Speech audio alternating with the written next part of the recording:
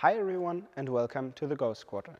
My name is Niels, and after the Jesko Absolut review got such a great resonance by you guys, we decided to visit Kaiser Automotive once again.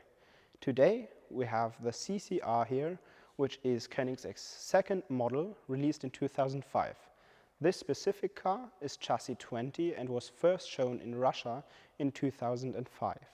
It is one of 14 CCRs in general, and 8 of them are painted in this beautiful color called lava orange. The very simplistic design, which is inspired by nature, for example by dolphins back here, leads to a coefficient of drag of 0.297 compared to the Jesko Absolut's 0.278.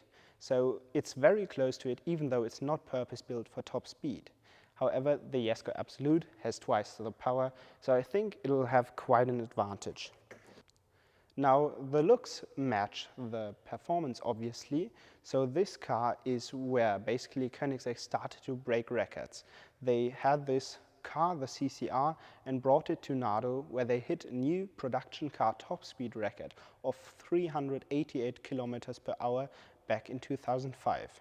Now, the record car wasn't orange, but because so many of the CCRs are painted in lava orange, we believe it's one of the best colors you can pick on one. Now, it wasn't only the fastest production car at the time, but it was also the most powerful. So, let's look into that. To look at the engine, we obviously have to open the rear clamshell first, and then we can see this beast. We see a gigantic air intake made of carbon fiber. We see the V8 engine, the shocks, the exhaust, and absolutely massive rear tires. So the engine is actually a 4.7 liter block based on the Ford modular V8 design. It's made of aluminium and cast by the same company from Italy, which made the engines for Formula One cars by Ferrari. The air gets forced into the aluminium block through 2 Rotrex superchargers, Rotrex being a Danish company, and those superchargers produce a maximum of boost of 1.2 bars. That makes up for 806 horsepower and 920 newton meters of torque.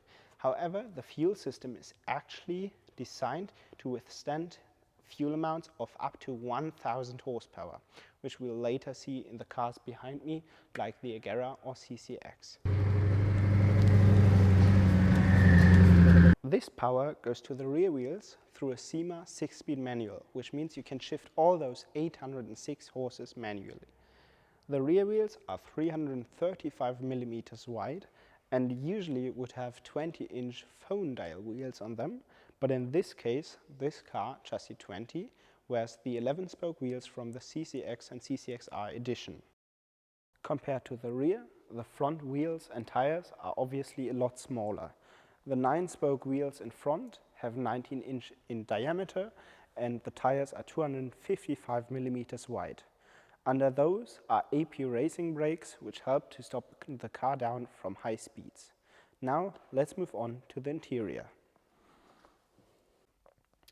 What you can see here are extremely wide door sills. That's because we are here in a carbon monocoque. This allows the roof to be removable because it's so rigid, the whole chassis is so rigid, that you don't need the roof to add extra stability. This roof can be removed by undoing these latches here, there and there, and then you can just put it down under the front bonnet. Mentioned roof is decked in orange Alcantara, just as the dashboard inserts here and there, and some parts on the seats. Also, the door panels are covered in orange Alcantara, together with black leather and orange stitching to match. Even though I'm a quite tall person, I still have plenty of space and sit very comfortably in those carbon fiber bucket seats. To my right is what makes the car so special, the manual gear shifter. It might look a little bit odd, but it's that tall because you can just easily reach it even though you had your hands on the steering wheel, so you get to it and back very quickly. And furthermore, you can turn off traction control completely. However, all that sportiness doesn't dilute your experience in terms of comfort. We have AC, a radio, and electrical power windows, for example. We have interior lighting and great speakers, which you can see there and there. They also have the Koenigsegg crest on them. That's it for today's video. I hope you enjoyed watching the review of this beautiful CCR. Thank you to Jesko Automotive and the owner for letting us film this review. Thanks for watching and see you next time.